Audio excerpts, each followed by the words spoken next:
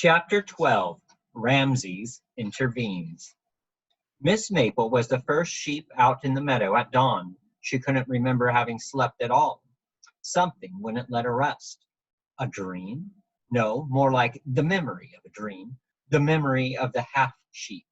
She felt as if that scent of a great many sheep were in the air again.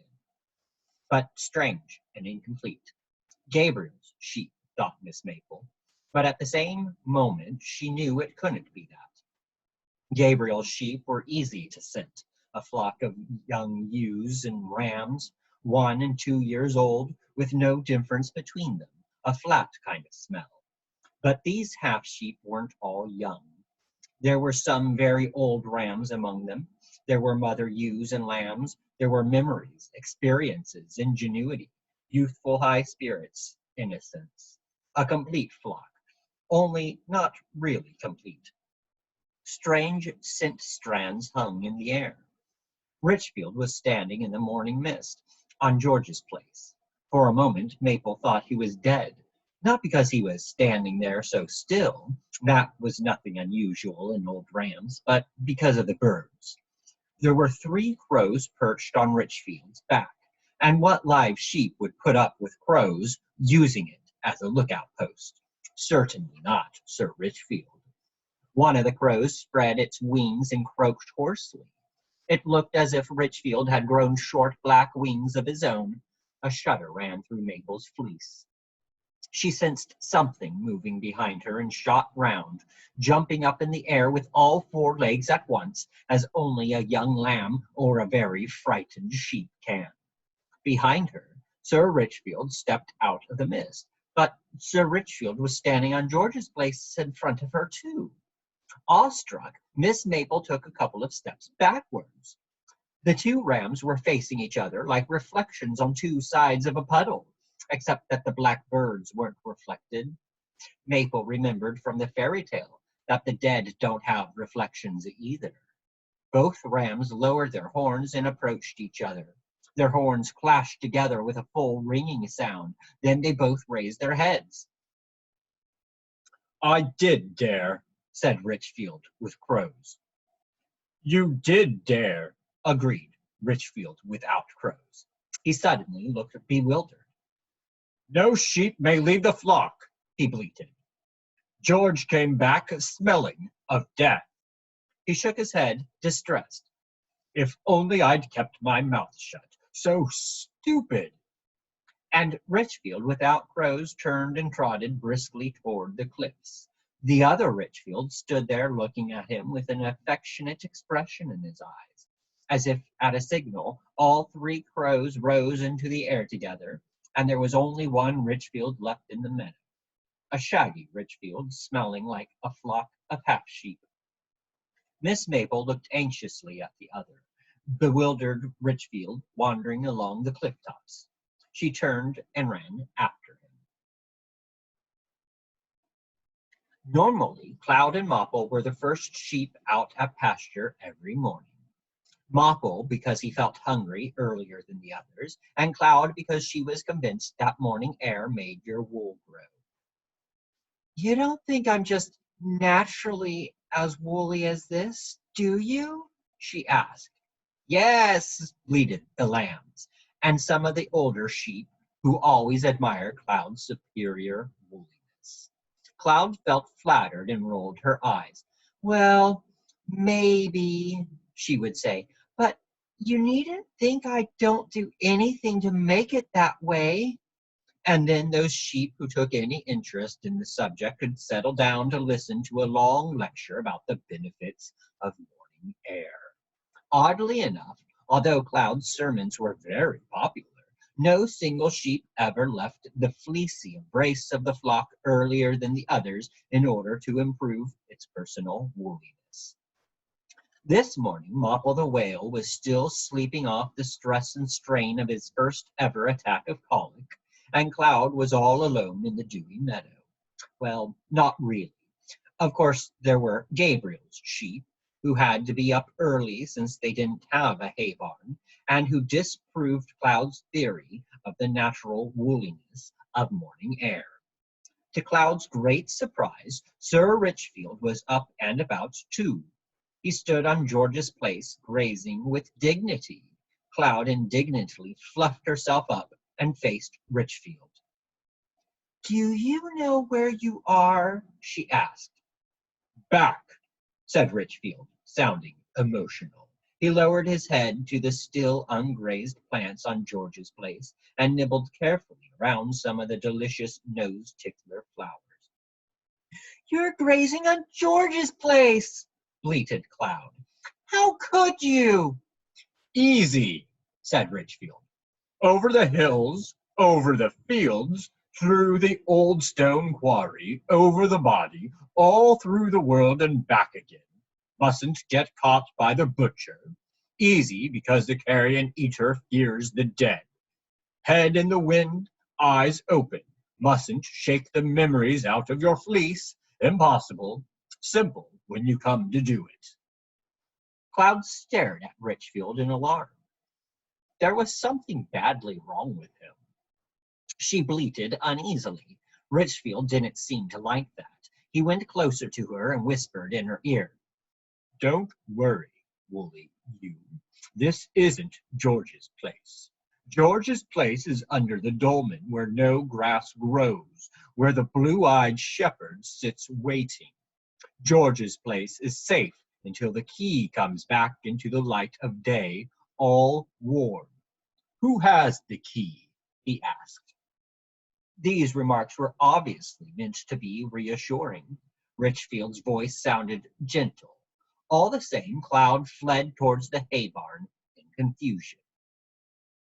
A little later, the whole flock had gathered at George's place. They were standing, at a respectful distance, around Sir Richfield, who made no move to leave George's place himself. All these sheep seemed to bother Richfield.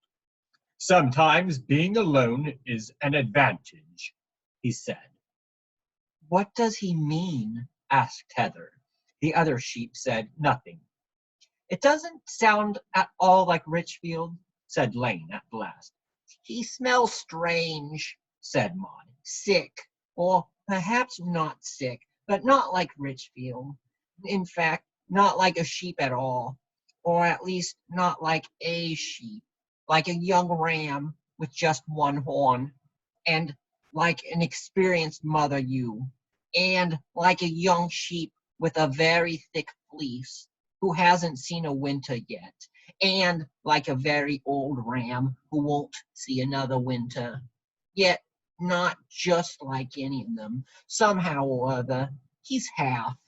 Maud was at a loss. "He's running out," exclaimed Mopple. "Richfield is running out." That must be it. The hole in Richfield's memory had got so large overnight that every possible and impossible memory was now running out of it. None of the sheep knew what to do. Richfield was the lead ram, but of course he couldn't be expected to do anything about it himself. Maple had disappeared. Othello was nowhere to be seen. Mopple, the memory sheep, had hurried off to the other side of the meadow because he was afraid a hole in the memory could be infectious. Zora stared wide-eyed at Richfield for a moment and then fled to a rocky ledge. Finally, Ramses took the initiative. He led the flock a little way from Richfield so that the old ram couldn't hear what ideas they were discussing. At first, they had no ideas to discuss. No one knew how to stop up a hole in the memory.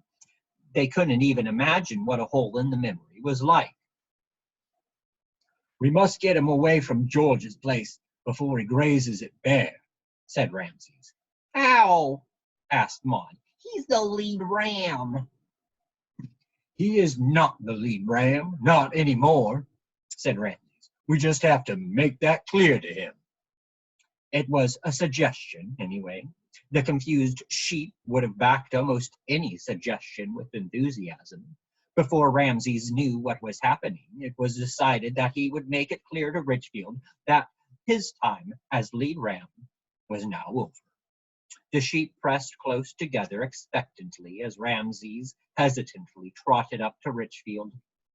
Ramses swallowed. He felt as if he had never seen Richfield look so majestic. He was about to murmur a respectful greeting when Richfield interrupted him. Straight-horned ram, short-horned ram, he addressed Ramses. It was true. Ramses had horns that were little more than two small points. Spare your breath.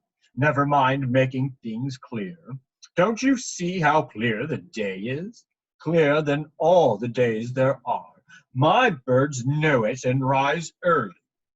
Richfield knows it and is looking for his memories. It's clear that I'm not a lead ram. It's clear that no sheep in the world is going to get me off this lovely pasture if I don't want to go. But you, he said, looking at the other sheep up and down as they stared with wide, bewildered eyes in the direction of George's place. You could do with being a whole lot clearer. Without having said a single word, Ramses trotted back to his flock. He heard us, bleated Maud. It looked as if the hole in Richfield's memory had sharpened his hearing. They decided to be more careful with critical remarks in future. To be on the safe side, they trotted even further from George's place, all the way to the dolmen. Othello had hidden in the shadow of the dolmen and was looking across the meadow at Sir Richfield with close attention. Othello, sighed Heather in relief, you must drive him away from George's place. Othello snorted with derision. I'm not crazy, am I? He said, and they could get no more out of him. Othello's strange answer made the sheep feel even more uncertain. He knew the world, he knew the zoo, he knew something they didn't know. That was why he was standing motionless in the shadow of the dolmen. They thought some more. Richfield did say he was looking for his memories, said Lane optimistically. If it's a hole in his memory, we ought to stop it up with more memories, said Cordelia. You stop up a hole in the earth with more earth.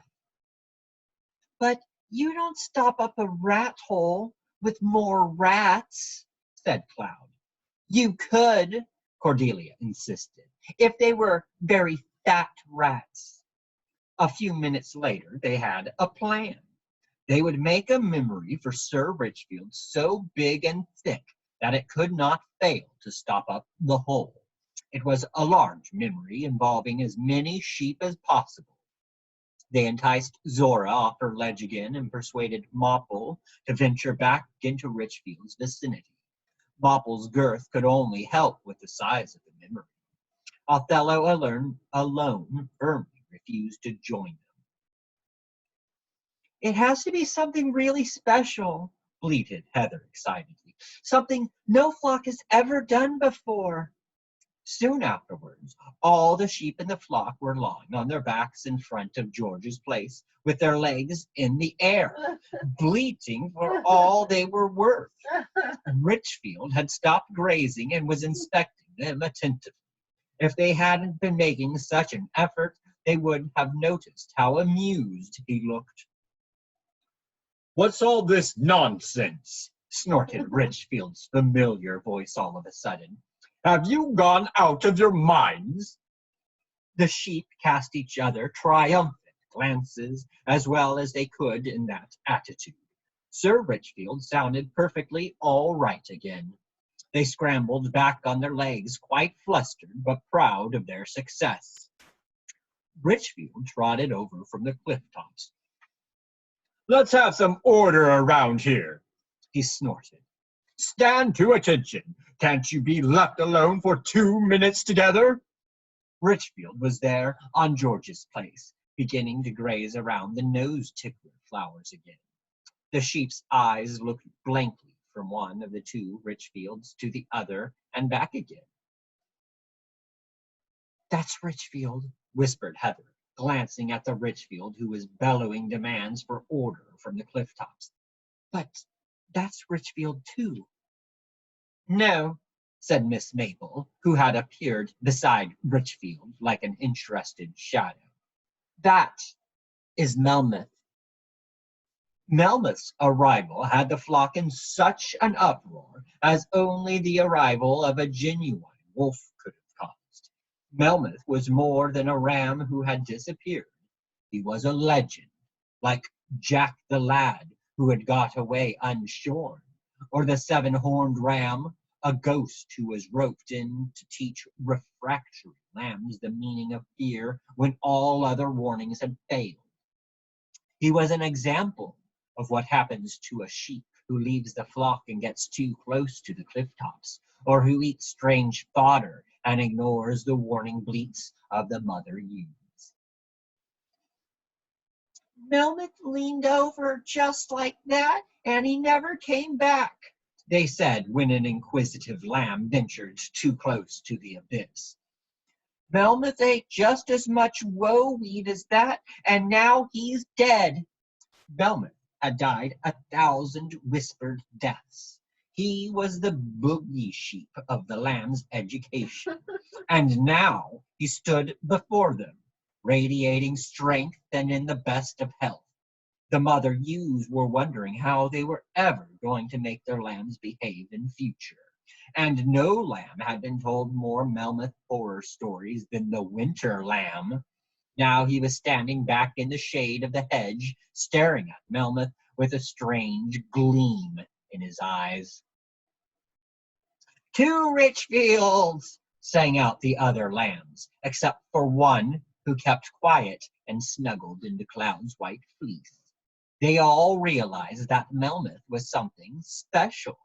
Some of them called him the one who got away scot-free, and didn't quite know whether they meant it as an insult or a mark of respect.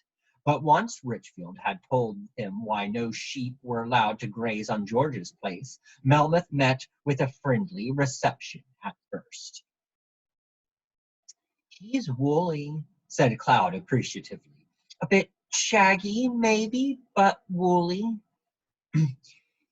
"He has a nice voice," said Cordelia. "He smells interesting," said Maud.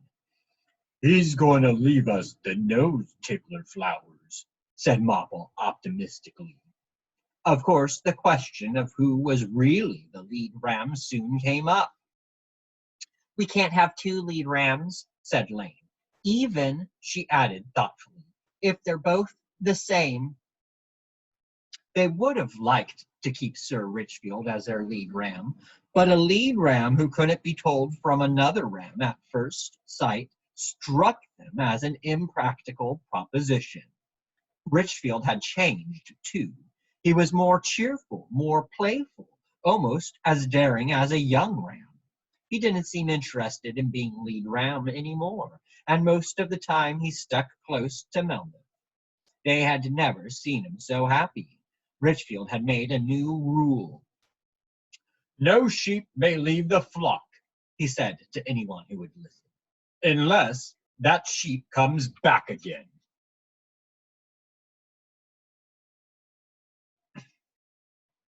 There, very earlier, very earlier than George had ever turned up in the meadow, Gabriel was back again, without his shepherd's crook and without dogs, even without his hat, but with his pipe in the corner of his mouth, and with a ladder. The sheep were proud to be already at work. Gabriel would soon see there were no idlers among them. But Gabriel didn't seem particularly pleased.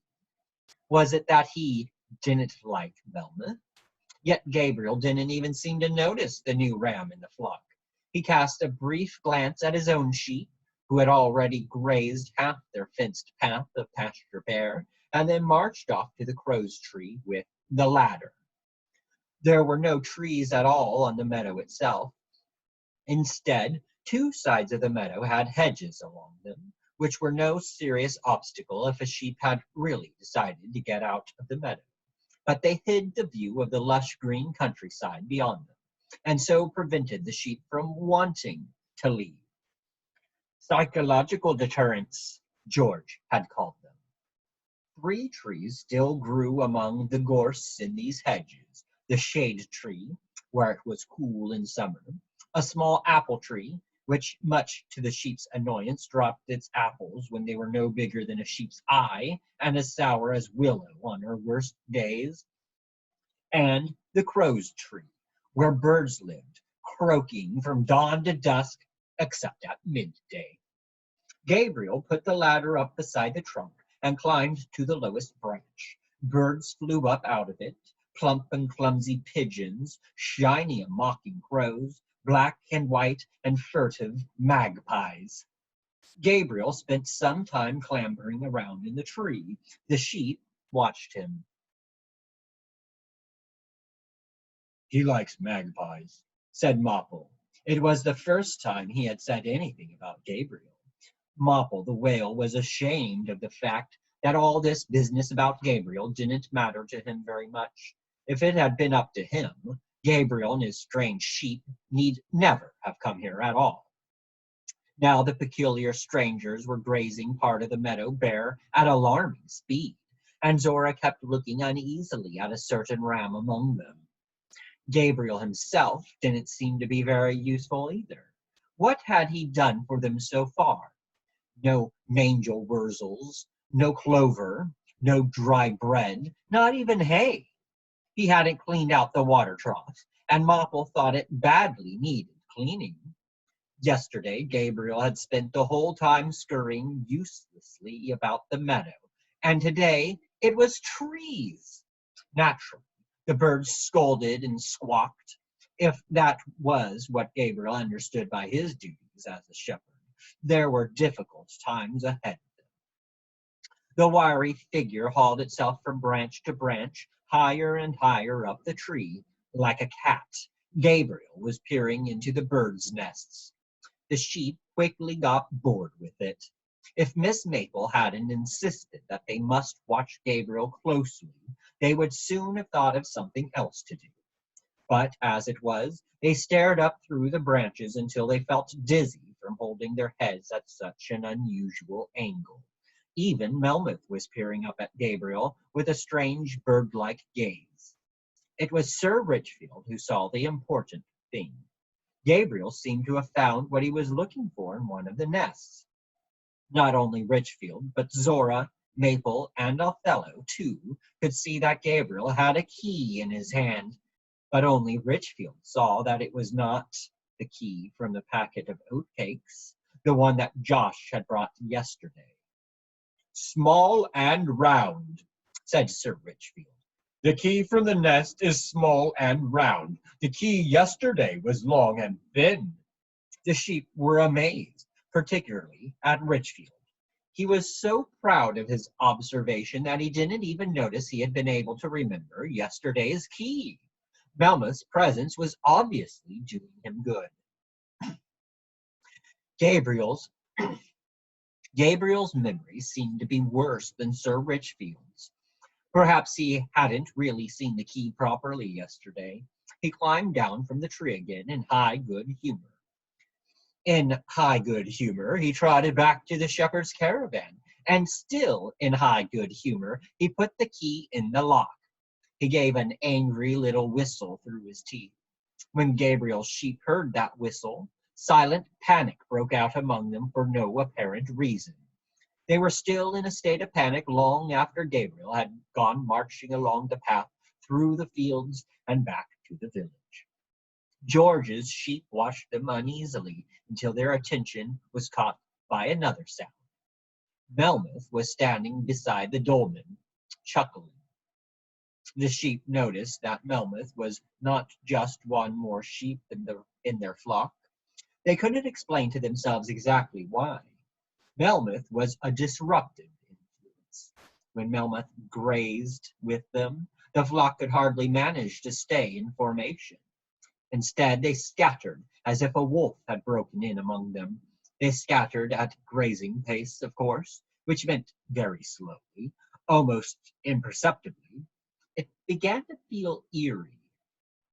And then there were the birds, not nice, plump songbirds, but hoarse-voiced carrion eaters, like crows and magpies. Melmoth let them do gymnastics around him and took them for rides while he was grazing. Of course, the sheep weren't afraid of crows, except perhaps for Mopple, but they smelled too much like death.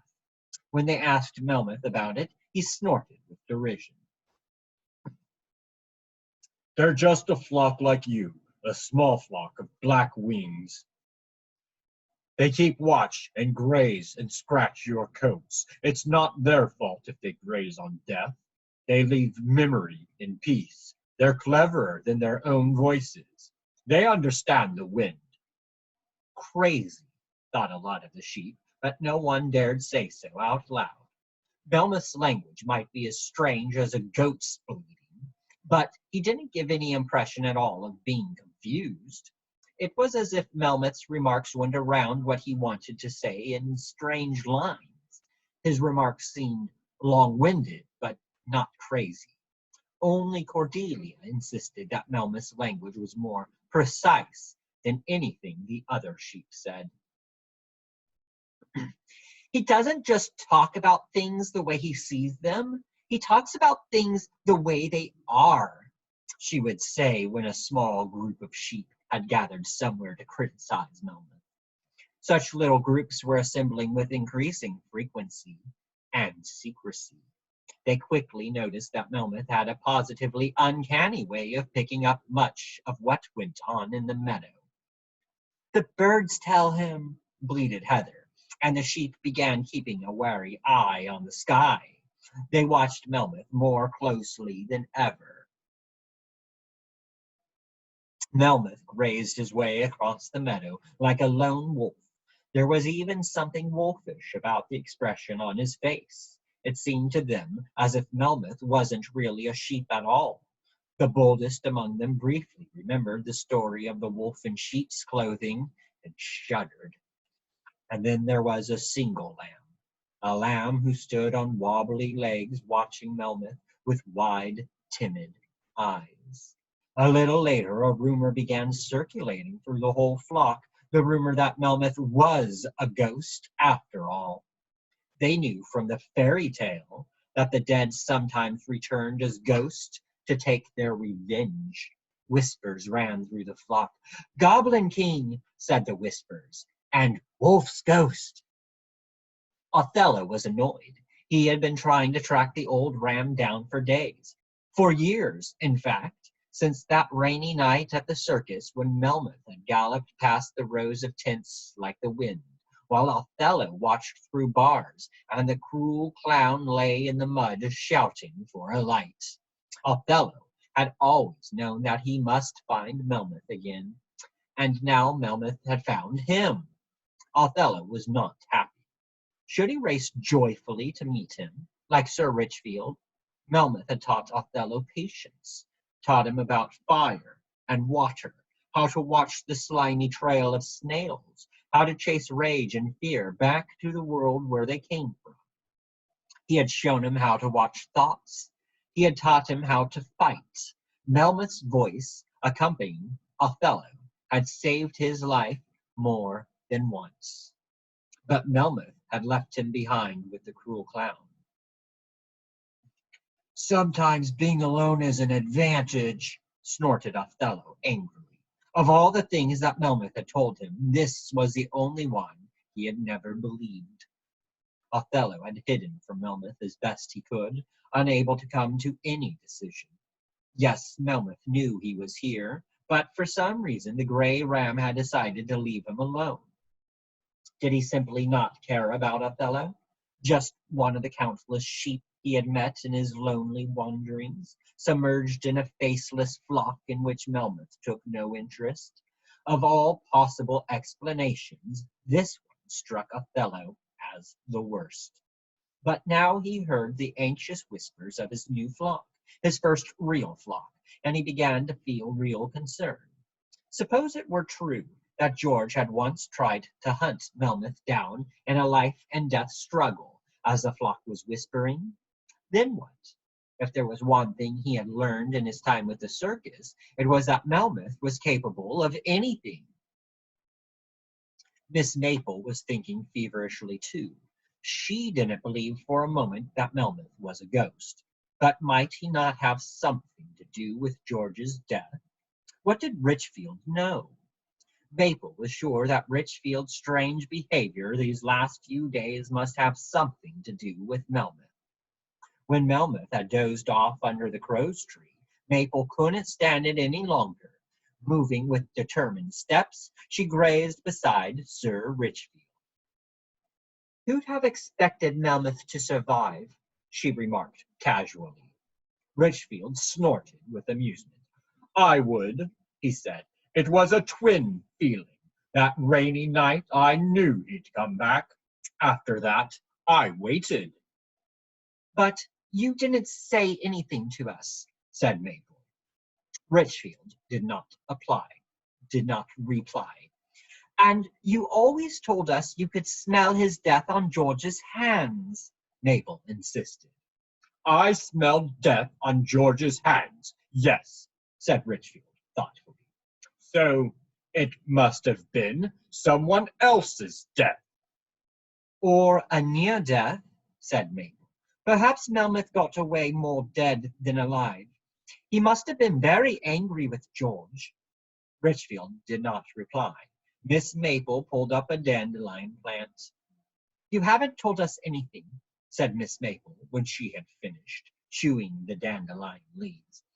"You intimidated Marple because you thought he'd found out something about Melmoth, so that he wouldn't give anything away. Why?"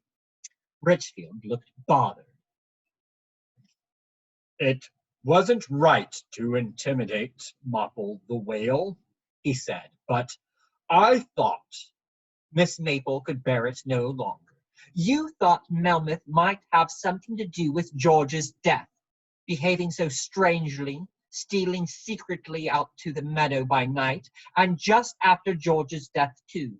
You imagined that something terrible must have happened back then, the night after Melmoth's flight. Melmoth could have been carrying his anger around with him all this time, couldn't he? You decided to keep Melmoth's return secret." Maple looked up confidently.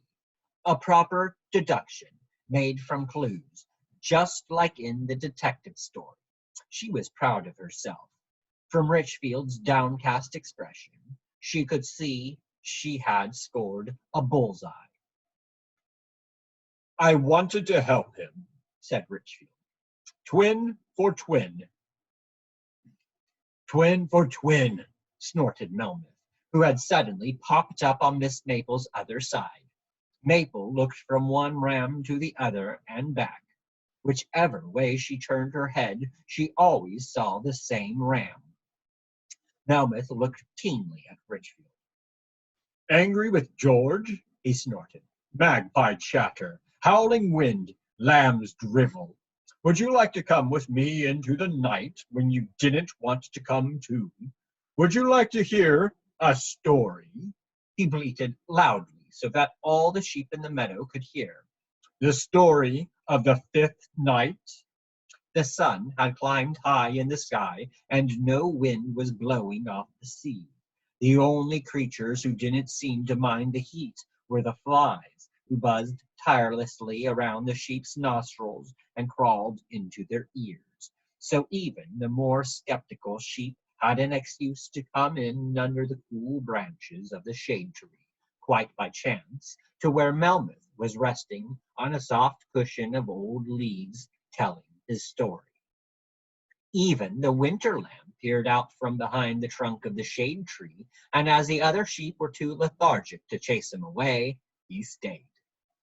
All the sheep in George's flock found they had shivers running through their fleece that perfect summer's day. Melmoth told a story such as a sheep had never heard before, not just with words, but with the wind in his wool and his trembling heart, and soon all the sheep were racing through the darkness with him. And in Melmoth's story, it was bitterly cold.